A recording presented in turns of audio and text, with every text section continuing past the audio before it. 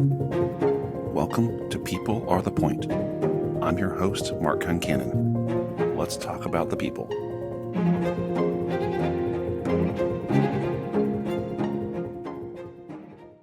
I'm your host, Mark Concannon, for the podcast People Are the Point.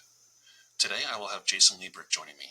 Jason is a leader at Verizon driving 5G and edge solutions based out of the Sacramento area. He is also a husband and the father of a son who is looking to head off to college next fall. I've been fortunate enough to have him support my consulting firm at one point, and that time absolutely proved out the old saying, always hire people smarter than you. He was instrumental in the success of everything he touched while part of my team. Jason is a passionate businessman, but also a great friend and role model as a father and husband. I have great respect for what Jason accomplishes, and I am excited to share our discussion with you today. He contributes so much to the success of everyone around him. Enjoy. Hi, Jason. Thank you for joining us today. Thanks for inviting me, Mark. Absolutely. So you're in Sacramento today? Yes, sunny Sacramento, California. Great weather out here. And I know you've been with Verizon for a little while now, currently in pre-sales for 5G architecture. Is that right? Yeah, 5G and edge architecture. I've had a couple stints with Verizon. One first time for about 12 years, took a little break. Worked with a lot of friends out there, Mark, right? And I came back to Verizon in 2016 when IoT, edge, and 5G came to light. That's great. Well, the purpose of this pod is to kind of talk about how the people in our lives, be it business or personal, affect us and the businesses that we're contributing to. So maybe if you could talk to me a little about Verizon, the people that you work with, the energy that's there, what drew you back and what keeps you every day excited about the job? Yeah, so like I mentioned, I was out doing a lot of great work with a lot of different people. And I like to be focused on working on products that I actually get to deliver and continue to deliver over time, right? And then move on to the next project that helps. So what drew me back to Verizon was just that. They were working on new IoT projects, changing the way that Verizon looked at delivering services to their customers above the network, we used to call it. I think we still do at times, depending on who we're talking to. And so I came back to Verizon to help deliver those things. At the time, in 2016, it was IoT. And it's morphed since then, which I'm assuming we'll get into as we go. Yeah, absolutely. But you're also a husband and a father. What role does your family play for you when you think about the demands of work? And I know there's some travel involved for you. How does that balance for you, and what approach do you take to making sure that the family gets what they need and that you're also getting the time with them you look for? Yeah, a lot of us have these types of positions that are time intensive. So, if I look back to when I joined back with Verizon in 2016, my kid was quite a bit younger back then, in soccer and football, and the time was a little more stressful. Luckily for me and not luckily for me, he's 18 now, and we're getting ready to send him off to college. So, working with them to make sure that they get the attention they need with roles like we have that are very intensive, time intensive, is the most important thing, right? If they don't feel like you're giving them the time and the focus and doing things for them without them having to ask, right? Trying to think ahead to do things is really what keeps us all rotating together and making sure we can be as happy as we can be, depending on the situation. Anticipating what's going to be important to them and making sure they feel that concern from you, right? That care. Mark, sometimes they think you over anticipate, depending if you're a person like me. But yeah, I think overall that definitely helped, going around the house, trying to get things ready before you have to run out the door for a week, right? So you're over planning, you're being accused of that at home? Sometimes. It's okay. And is that a little bit of the nature of the work, right? One of the many, we worked together before in the marketplace, and one of your great strengths is having that plan together and making sure you're anticipating all the steps and the pitfalls and the potential challenges ahead. Are you saying that bleeds into the home front and is not always appreciated? I am who I am. I try my best not to be me 24/7, but definitely, anything that I approach, I try to plan for, try to figure out what the next steps are going to be and what the what the end result I'm trying to accomplish, right? Yeah. So I'm no different in my home life with my wife and son, again, 18, than I am with work. So I'm 24/7. But to your point, I try to lighten up a little bit too, right? From time to time. I'm sure my wife would appreciate me being a little more light, but I do the best I can, and I try to adjust as we go. Back to what you were asking about, how does it affect the home life? Like, my biggest struggle has always been vacations, like time to take vacations. I've never taken a 2-week vacation. And the last, I'd say 4 years, I've worked with a lot of folks on my team that will take a month vacation. And I look at that and go, wow, how do you do that? They do it, and it's great because we all should think about taking time like that. So we do have the ability to look at things with a different lens when we come back. So my biggest goal for my family is to figure out how to take, 2 weeks. Let's start with 2 weeks before he goes off to college next year, or not next year, after the summer, and just really spend some time together and just, refresh, just try not to think about work for a while. And what do you think for yourself? What are the steps you need to take to get yourself comfortable with taking that 2 weeks? Yeah, so like I said, I've never done it. For the only time I've had more than 2 weeks off, I broke my leg really bad and I couldn't walk for a while. When you were forced but I was literally, my leg was in the air and I was typing on the computer when I was supposed to be off, right? So the steps that workaholic syndrome there, Jason? Is that what I'm hearing? When you enjoy what you do, it's hard not to stay engaged, right? I ended up taking some time off and I had a great team, right? That's what, back to that. I always try to find great people to work with so that if something happens to me, everyone's taken care of. And I've always believed in identifying and hiring people that will take your position. I know people talk about it all the time, but that's what I've done since 1990, trying to find those types of people to take it over. So I can, when I need to or when I want to, take time with the family. I still go off and we do things, or we'll take a couple days here and there. I just haven't been able to break away for longer, and I will. This will be a good year to start. So I make sure I get to spend more time with my son as he leaves, and goes off to college. And then when he comes back, I'm going to hold him at home, right? Make sure he's not taking off like I used to do when I was a kid. Yes, get some time with the family after you've gone to college. Absolutely. It's part of the deal. When you enjoy what you do, it's hard to get away. That's really the main thing. But I do have a super supportive wife who's also loves the work. And that's why we have one kid, right? She's a broker realtor and she loves what she does. And she's involved with all kinds of volunteering efforts with the state board and the local boards, especially for first-time home buyers. She's really passionate about helping build legislation to help people buy new homes and things. So I guess it's more of we work together to make sure we're both taking, managing things and making sure our son has the appropriate attention that he gets. That's good. So it sounds a little bit, with Verizon, you've been drawn to it because the team that you work with and you like big, hairy challenges and planning and anticipating. And so that's been a good, rewarding challenge in front of you. For your wife, it sounds like she loves the people and the social interaction. What kind of drew her to? Exactly that. We both met years ago when we worked for an airline together. And at some point, for those of you folks out there that have worked with an airline or worked for an airline, you'll know that it doesn't necessarily pay the bills, but man, you have an amazing time.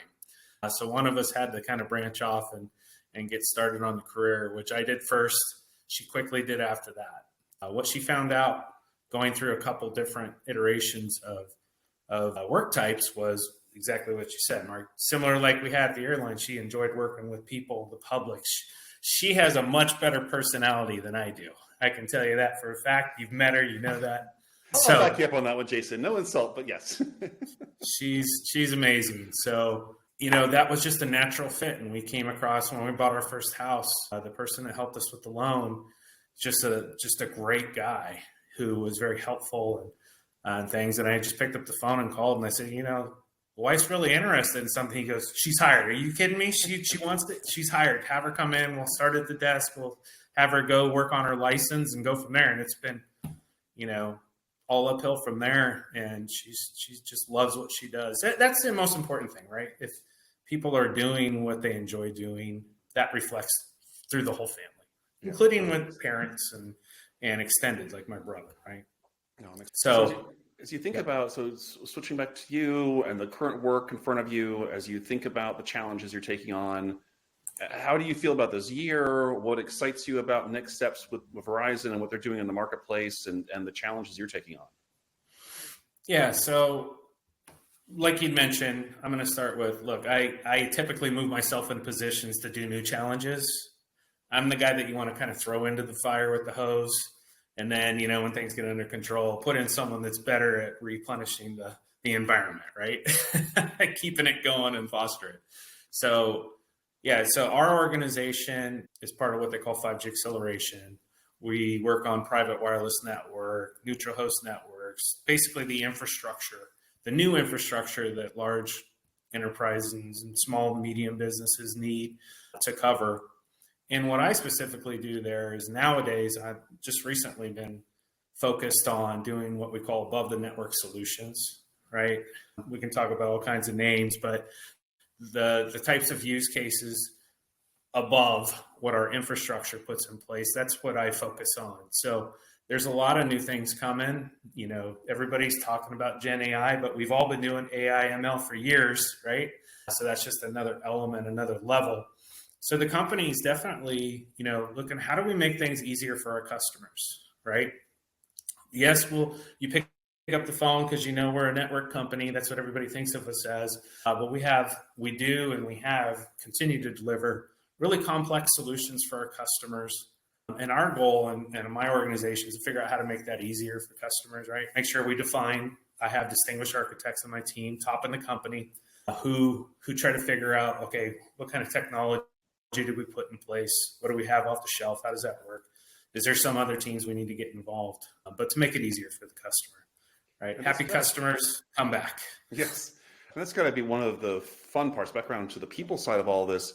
The individuals that an organization like Verizon can attract have to be some of the best in the world. So it's got to be rewarding that's part of the team you work with every day, correct? So I am very lucky in that it's interesting. Some of the folks that are on my team today, I used to work with back in like 2005. They were in different parts, different entities. It was MCI back then with a lot of different entities.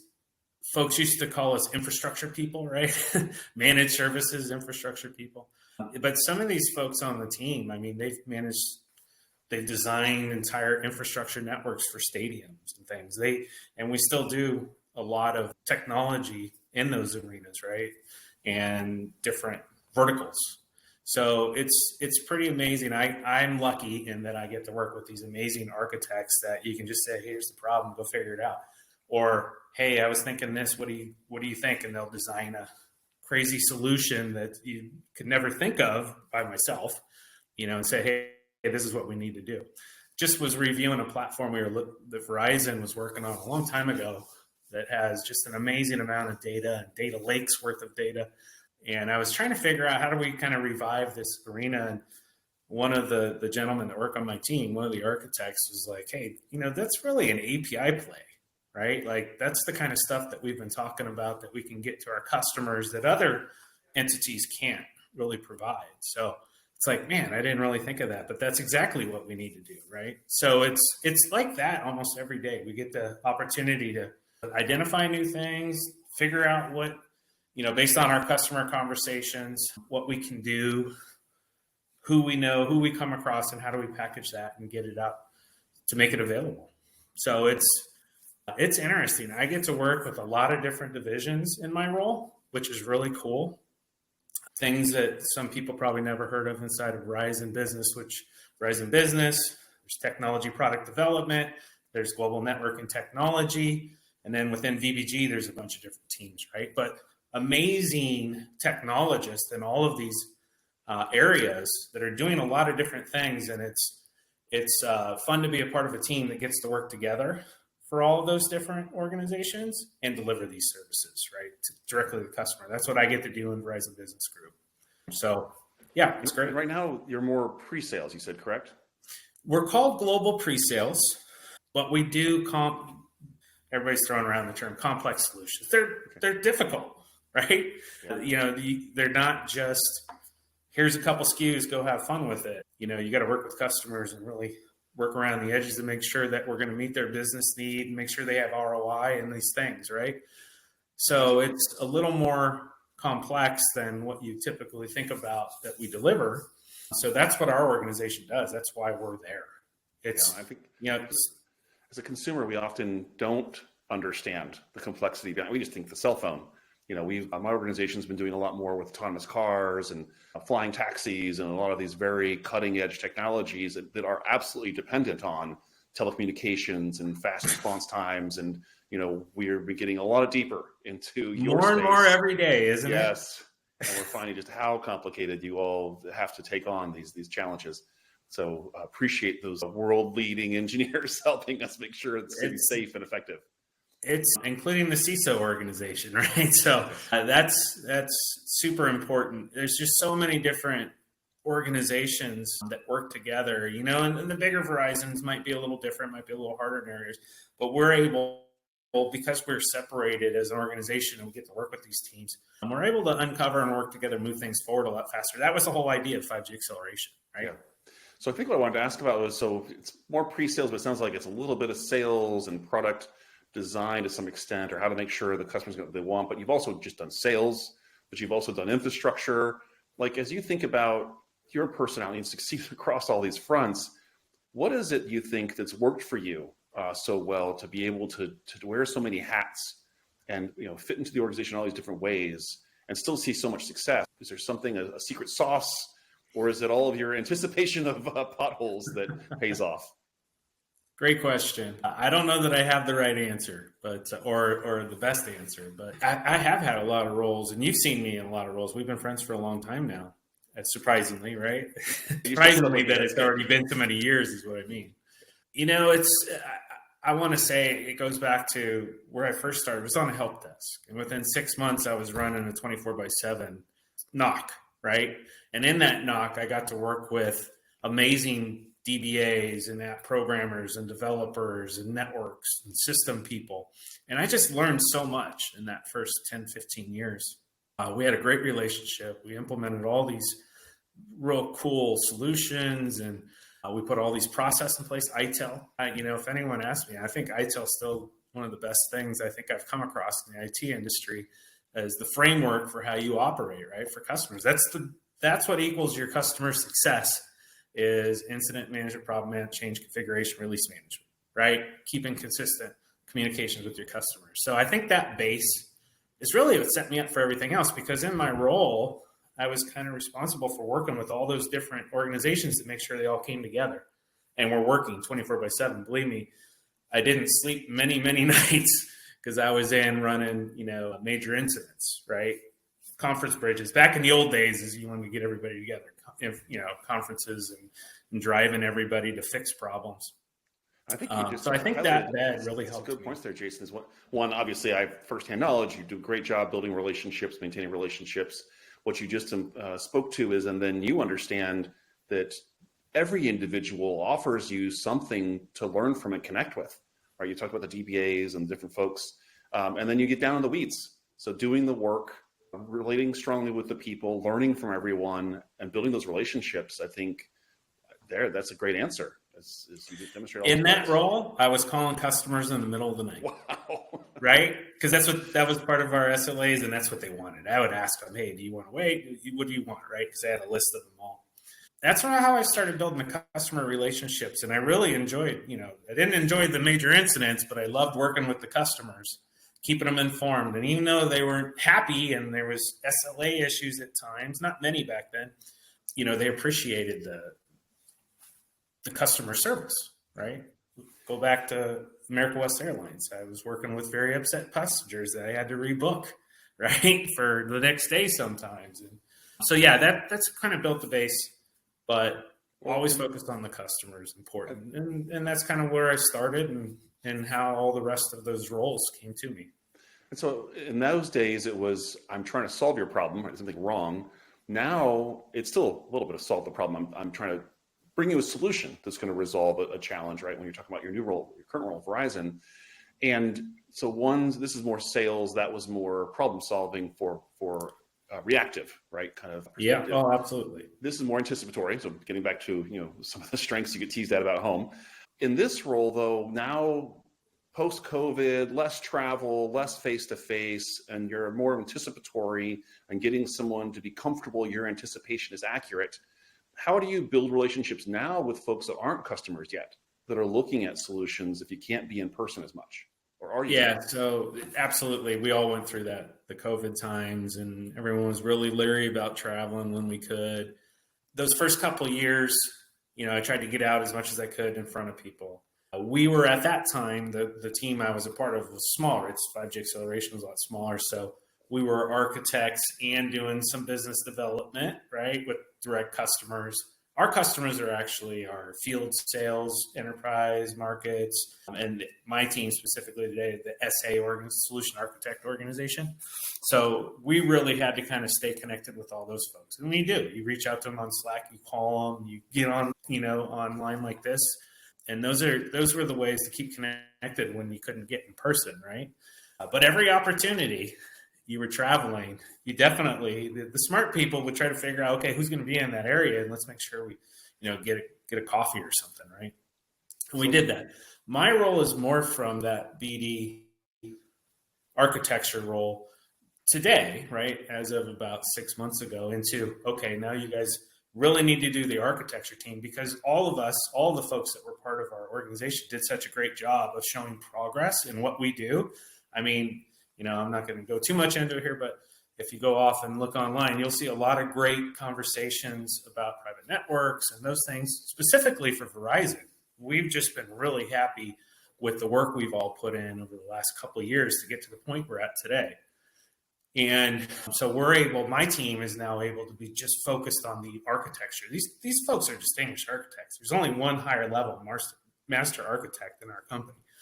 And they're really all our master architects too, by the way, right? But so we actually have a sales team in front of us now. So we've been able to build that as part of the organization. And so my focus is making sure that my team's making sure we're, dotting the I's, crossing the T's on the architecture, the solutions, the customer needs. And then we help push our sales folks through this process of getting, the contract and the pricing and all the good stuff that needs to go on so we can deliver it to the customer. And we help our sales team deliver it to the customer because they are complex, right? We want to make sure they're focused on, making sure the customer's happy. While we're doing that, we're describing the contracts and the technical details that follow. Well, it brings up a thought I just had of, okay, if you already have world-leading architects, what are the investments in their development that you make as an organization or as a leader to help them not just be the best today, but continue to be the best for the future, whether that be their architecture skills, engineering skills, but also interpersonal skills? What are your thoughts as a leader of this type of strength? Where do you take them next? I think about it all the time. Like, first off, I just think of myself as one of them, right? And they do too. It's the same way, because we're all there to work together. They just get to escalate things to me when it becomes very troublesome. But, and I think about that all the time. Like, you have these folks that have this amazing set of skills. How do you keep it fresh? The current, it's a personality thing, right? Everybody's different. Number one, you want to have different personalities on the team, and I do. For specific things, people want to, they just kind of drag themselves into different areas. There's different approaches. So I look to try to work with them. I try to meet with them at least one-on-one every week. Very few times I don't, and just kind of check in and see how things are going. But when they get to this level, it's not like you're going, hey, do you want to go after a certification? I used to do that. Believe me, I had 100 people reporting to me that were service desk people, right? And 24/7, and I had to have programs for them to keep building their skill sets, and I did. Nowadays, I have a small team of some of the most amazing architects I've ever worked with, and it's more about saying, hey, there's a show coming up. Are you part of that? What's going on? Let's make sure you get out there and you help, right? Like, go show up on the floor since you develop the solution they're showing, be there to help and connect with the customers and get the feedback. It's really more about things like that. Shows, there's so many free online training right now. It's almost like you don't have to pay for anything. Remind them, you guys block off some time, right? Let's get you through those trainings. And if there is certification passed that they're interested in, I'll help them with that. They all know that. It's not just me. They remind me, I remind them. Let's just make sure we keep learning. But when they get to this level, it's a great point. They typically will say, hey, this is what I'm doing, or what do you think? Or, I'm trying to get this figured out. What do you think there? And we just work together and do it. It's a great spot to be in at my age. Yeah. Now, are they as bad at taking vacation as you are? No, those guys don't. Well, so a few of them don't have the same kind of problem I do. That's good. It's not a problem, but no, they take the vacation, right? Everybody nowadays, you got to, and everybody watching, keep an eye on that vacation. Make sure you're accruing vacation. Yeah, you don't burn it all off. Take it so you don't stop accruing, right? Yeah. So I think that's what I want to cover today. Parting question, is there anything, as you think about, people in business and the priority of making sure we're, fostering the next generation of leaders and the next generation of doers, right? Because I think a piece, we all have to talk about leadership development. I don't feel like we always talk about, like we just talked about, architect development, right? How do we make sure the people are actually in the weeds doing the work are getting built? Any final thoughts there on how to best help organizations think about their people and grow them? I've been in the industry now almost 30 years, if you can believe that. What I can tell you, Jason, we're getting old. It's true today than it was the first day you started. First thing to remember is you may think you know everything, you don't. Get a great group of people around you, or at least a small team or someone, folks that you can kind of manage communications with. Always get a different perspective, right? Yes, as leaders, we have to make decisions on the fly, try to get as much information as we can, right? From as many different people as we can. You want different viewpoints so you can make the best decision. Used to call it the George Washington methodology, right? I've always used that.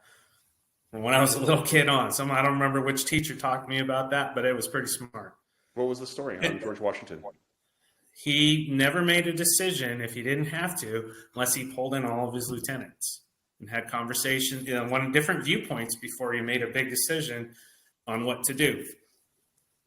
George Washington's a little more important, people's lives were in his hands, but that methodology works, right? And what happens is you just get different viewpoints, things you wouldn't normally think of, right? So you can go, okay, yeah, I may not agree with what you just said, but that does help me kind of push it in a different direction. I've done that my whole business career, probably in school too, with every teacher. I can't remember which teacher taught me that, but it was early on, in history. History was one of my favorites. But in the other most important part is it's hard work, guys. Like if focus on something you love, you hear that all the time. You'll hear everyone say it. It's so true, right? Focus on what you love, but you got to put in the work. If you don't put in the work, you hear a lot of people complain about their jobs, right? It's just the way it is. Yeah. Knowledge is learned, right? Yes. And then apply to success. Yes. If you apply that knowledge to success. I think those are the biggest things for me. I enjoy what I do. I enjoy people around me, and hopefully that's also helpful for folks. And, going at work. Everyone would rather be off on a beach. I know I would. I don't know. Would you really? You don't take vacation. I'm not sure you prefer to be. I would rather be on a beach, but I would probably get bored pretty fast. And I do when I can. You get bored quickly. That's good. Well, Jason, I really appreciate the time today. This was a great conversation, and I'm glad you could make the time. Appreciate you interested in what's going on in my life. Thank you very much, Mark. Absolutely, Jason.